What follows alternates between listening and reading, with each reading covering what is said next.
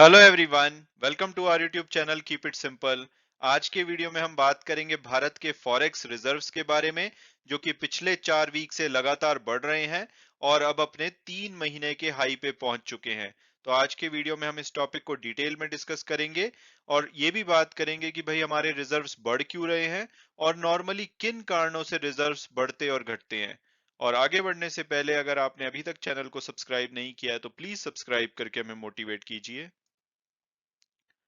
तो सबसे पहले अगर बात की जाए भारत के लेटेस्ट फॉरेन एक्सचेंज रिजर्व्स के बारे में, तो जो लेटेस्ट डेटा आरबीआई ने रिलीज किया है वो 2 दिसंबर का है और इसके हिसाब से जो भारत के फॉरेन एक्सचेंज रिजर्व हैं पिछले वीक के मुकाबले 11 बिलियन डॉलर से बढ़कर के अब 561.2 बिलियन डॉलर हो चुके हैं। और ये चौथा ऐसा वीक है जिसमें कि लगातार जो हमारे फॉरेन एक्सचेंज रिजर्व हैं वो बढ़ रहे हैं। इससे पहले आपने देखा होगा कि बहुत लंबे समय तक हमारे जो रिजर्व्स हैं उसमें कमी आ रही थी। तो हमारे रिजर्व सडनली बढ़ने क्यों लगे हैं? तो उसका जो मेन कारण है वो है यूएस करेंसी के अगेंस्ट जो दूसरी करेंसी हैं वो वीक हो रही हैं।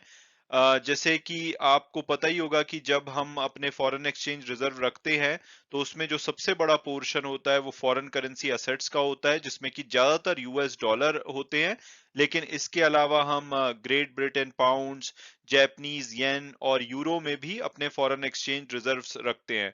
और आपको पता होगा कि ये जो तीनों करेंसीज हैं ये इस साल में डॉलर के मुकाबले बहुत ज्यादा गिरी हैं। आज की डेट में जब इसमें थोड़ी बहुत रिकवरी भी आई है तब भी आप देख सकते हैं कि जैपनीज येन लगभग 16% गिरा है इस साल में, ग्रेट ब्रिटेन पाउंड 9% और यूरो लगभग 7%।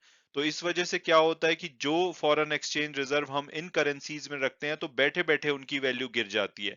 लेकिन अब अगर आप पिछले 1 महीने का ट्रेंड देखेंगे तो इसमें जो ये असेट्स हैं इनकी वैल्यू डॉलर के मुकाबले बढ़ी है। तो उसका फायदा ये हो रहा है कि हमारे रिजर्व्स अब बढ़ने लग गए हैं। तो जब भी जो डॉलर मजबूत होगा तो हमारे फॉरेन एक्सचेंज रिजर्व कम होंगे और जब भी डॉलर वीक होगा तो हमारे फॉरेन एक्सचेंज रिजर्व अपने आप ही स्ट्रांग हो जाएंगे, क्योंकि आरबीआई के जो गवर्नर है उन्होंने पीछे बताया था कि अप्रैल के बाद जितनी भी हमारे फॉरेन एक्सचेंज रिजर्व में गिरावट आई थी उसकी 2/3 तो सिर्फ करेंसी वैल्यूएशन की वजह से आई थी। तो ये एक मेजर रीजन है, क्योंकि दूसरी करेंसीज अब यूएस डॉलर के मुकाबले स्ट्रांग हो रही है तो हमारे फॉरेन एक्सचेंज रिजर्व आपको बढ़ते हुए दिखाई दे रहे हैं। इसके अलावा अगर आप बात करेंगे, जो फॉरेन इंस्टीट्यूशनल इन्वेस्टर है वो काफी सारा अब हमारी जो इक्विटी मार्केट है वहां पे इन्वेस्टमेंट कर रहे हैं। पहले अगर 6 से 7 महीने का आप डेटा देखोगे तो उन्होंने दबा करके सेलिंग करी थी एक बार के लिए, तो वो 50,000 करोड़ रुपए से भी ज्यादा एक महीने में अपने स्टॉक्स को बेच रहे थे। लेकिन अगस्त के बाद से उनकी जो सेलिंग है उसमें गिरावट आई है, रादर उसमें थोड़ी सी बाइंग भी हुई है। तो ये डेटा है 2 दिसंबर का। तो उससे पहले अगर आप देखेंगे तो नवंबर में इन्होंने 22,000 करोड़ रुपए से भी ज्यादा की बाइंग करी है। तो इस वजह से भी हमारे फॉरेन एक्सचेंज रिजर्व में इंप्रूवमेंट देखी जा रही है।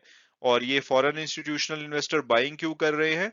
क्योंकि जो वहां का फेडरल रिजर्व है यूएस का, जैसे हमारे यहाँ आरबीआई होता है, तो फेडरल रिजर्व इंडिकेशन दे रहा है कि जो इंटरेस्ट रेट लगातार ये बढ़ा रहे हैं उसमें आने वाले टाइम में ये उसके पेस को स्लो कर सकते हैं।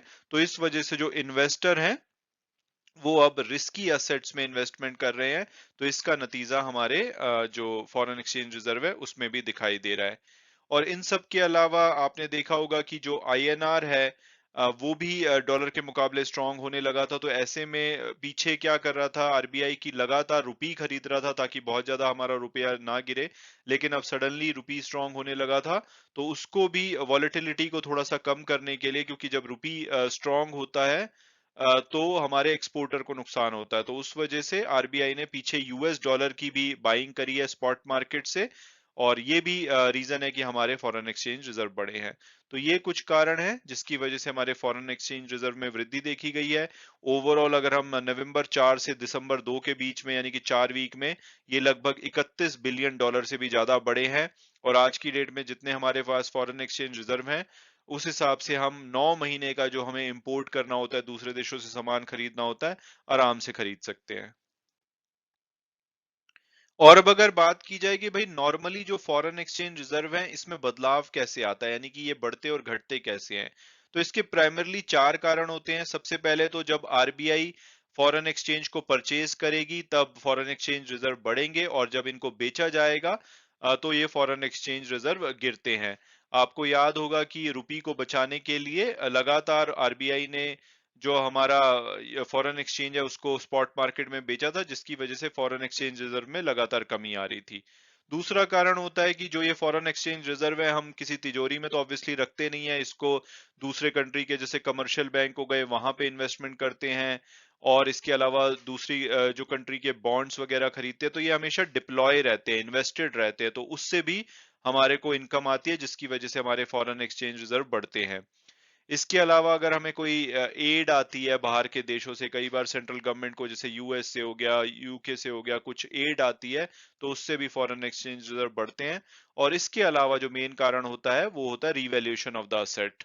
तो जैसे कि गोल्ड में हम रिजर्व रखते हैं, जब उसकी वैल्यू चेंज होती है, या करेंसी की जब वैल्यू डॉलर के मुकाबले चेंज होती है, क्योंकि हम ये जो डॉलर फॉरेन एक्सचेंज रिजर्व का डेटा है डॉलर की टर्म में पब्लिश करते हैं, तो डॉलर स्ट्रांग हो या वीक हो, इससे डायरेक्टली डॉलर वाली असेट्स को कोई फर्क नहीं पड़ता, लेकिन जो दूसरी करेंसी में हम अपनी असेट्स रखते हैं उसकी वैल्यू डॉलर की मूवमेंट से चेंज होती रहती है। तो इन सभी कारणों से हमारे जो फॉरेन एक्सचेंज रिजर्व है प्राइमरली चेंज होते हैं।